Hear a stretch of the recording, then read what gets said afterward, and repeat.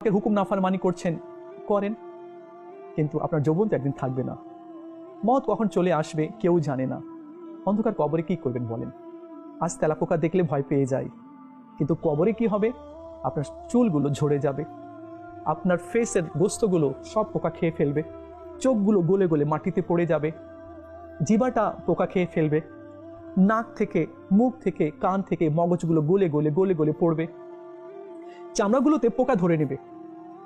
যে চামড়াতে আমরা ক্রিম লাগাতাম, এই চামড়াগুলোকে পোকা খেয়ে ফেলবে, নাড়ি ভুড়িগুলো গলে গলে পড়তে থাকবে, এর দুর্গন্ধে পোকামাকড়রা আসবে, শেষ হয়ে যাবে কয়েকদিনের মধ্যে দেহ, থেকে যাবে হাড়। তো হাড়কে কে খাবে? মাটি খাবে, নিঃশেষ তো হয়ে যেতে হবে। আপনি তো শেষ হয়ে গেলেন, কিন্তু গুনাহ শেষ হয়নি, আপনার গুনাহ রয়ে গেছে। আপনি যে বেপর্দাভাবে চলেছেন, না জায়েজ কাজ করেছেন, এগুলো তো রয়ে গিয়েছে, আর এর আযাবও হবে কবরে। তো বুদ্ধিমান সে যে কোরআন ও হাদিস অনুযায়ী চলে।